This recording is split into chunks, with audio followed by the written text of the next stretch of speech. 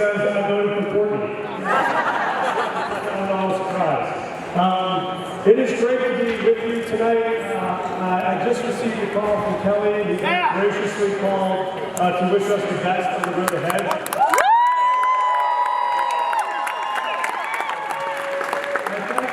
For her incredible service to the city, for her creativity, for her generosity. We've gotten to spend a lot of time together on this campaign, and I've seen her as someone who is deeply committed to what this city can become. And it was brought great ideas to the stage, and we want to make sure you become a part of the future of Denver. That includes everything from thinking about how we make sure to get young people access to apprenticeships, how we make sure we can reform our permitting process to make it easier to build things in the city, and how we think about how to community-based public safety. I really credit her for her leadership on those significant ideas. I also want to thank and congratulate the amazing field of candidates who started out this race with us. One of them, who is a close friend of mine, who's here tonight, Leslie Herrick. We also have a long-time friend and now Terrence Roberts, who's in the house all the time. I think we may have Andy Foyer on Jim Walsh from Mrs. Calderillo and others who are in the audience. Every one of those people who said, I love this city enough to fight for it and to spend 6 months of my life making a case for it, I want to say thank you for your leadership. I also got a very nice call from Mayor Hancock, and I thank him for what has been an incredible 24 years of service that he's given us with the city council person.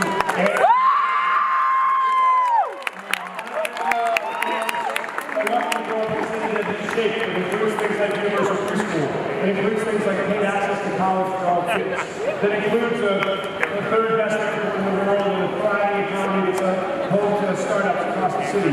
Those are all things he's labored to build, and we are grateful for that contribution. He also, by the way, if things go well, will be the first mayor in Denver history to have presided over a Super Bowl, 2 Stanley Cups, and an NBA championship last night. And I do, Courtney said it more powerfully than I will, but I do want to thank some of my family who's here. My mother-in-law, Nita, who Courtney mentioned, who has helped support us and our family throughout this entire journey. So grateful. My mom, who has always been a source of inspiration and pride. My brother and sister, who are both here and shaped me into the person I am. So grateful. And our dad, who is looking down tonight and saying, whatever you do, don't screw up losing the Broncos. So we will try to at least deliver on that. This race was about a big vision for what's possible for Denver. Yes. It was about a dream of Denver. And we know there are cities that have tried to deliver that dream that have failed. Whether those are cities that have made 2 kinds of mistakes, cities that have missed the chance to find a new economy and new innovation and bring growth to those cities. And there you have businesses that have closed and stores that have shuttered, and the young people who are 3rd or 4th generations in those families took their creativity and their innovation and they left. And they went looking for something else. Those are the cities we left behind. We know there's another type of city that actually grew, but grew so fast they didn't think to ask what they were growing for or who they were leaving behind and what they were losing from what they had built. And those cities grew so fast, they became unaffordable to the folks that had actually built them. They became unsafe to the folks that lived in them. They became unwelcoming to the folks that were trying hardest to make their lives there. Those are the cities that left us behind. In Denver, we have the drive to dream something different, which is to believe we can build a different kind of city. We can build a city that is big enough to keep all of us safe, to house all of us, to support all of us. That is our dream of Denver. And that dream looks different around the city. That dream looks like a young Latina who grew up in North Denver. Absolutely. Who saw her mom and dad struggle and decided she would be the first one to go to college and finish. And she did. And she got that job out of college. She always wanted to be a public school teacher right here in Denver. And her dream is that she can rent an apartment she can afford to live in the neighborhood she grew up. That she can fall in love with somebody and make their vows and commit to build a life together and walk over the threshold of a home that they can own themselves. Down the street from the house where her grandmother lived and where she had her quinceañera photos in the backyard, and maybe just down the block from a place where she can, when her daughter gets old enough, walk her to school, to the very school that she teaches. That is our dream of Denver.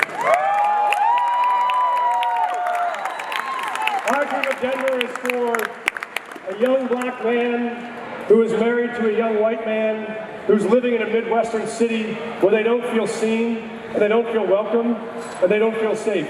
And they want to build a business and build a life, and they pack up all their stuff, and they put it in the back of their car, and they drive to Denver. And here they find a city where we're going to invest in minority-owned businesses to help them grow that dream into something amazing, where they can hold hands and walk to a fantastic drag show at a Sunday brunch, or to a beautiful, peaceful symphony on a Saturday evening, or to a community theater, and in every one of those places they know this is a city that welcomes them, that supports them, that believes in them. That is our dream of Denver.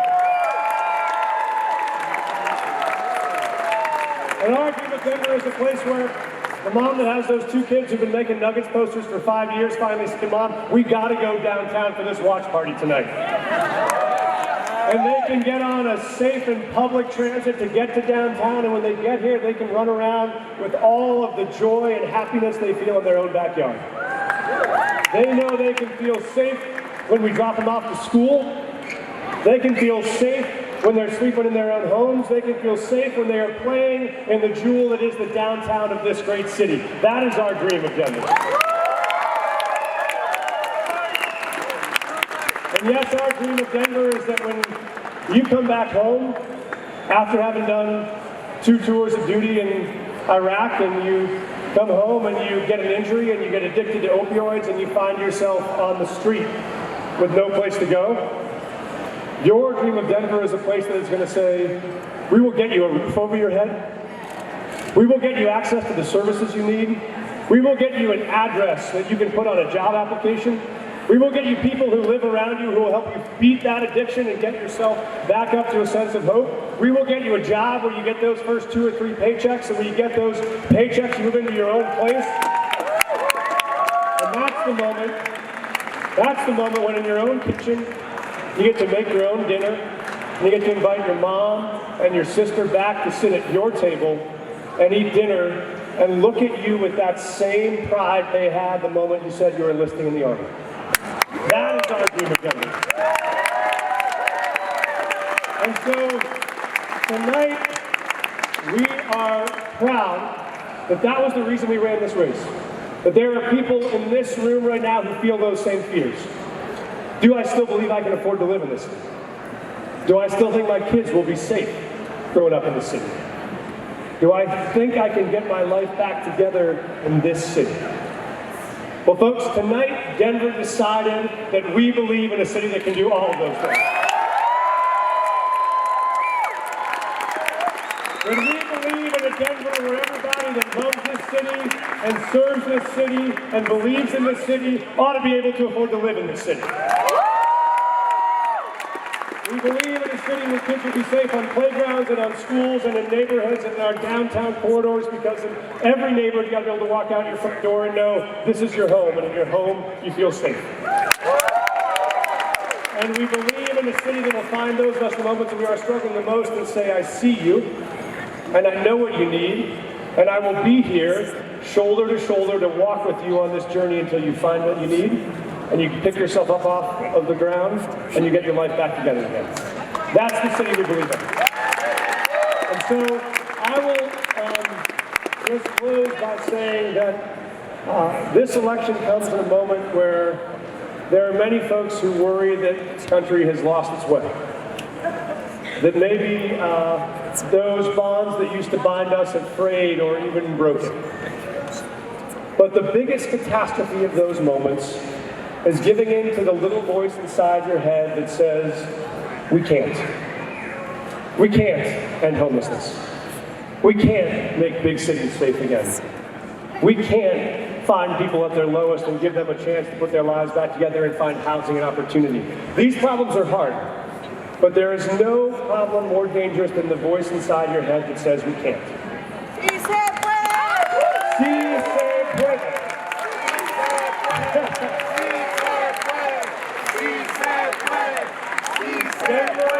Denver has always been a city that dreamed that we can't. That found a way when nobody else believed that we could.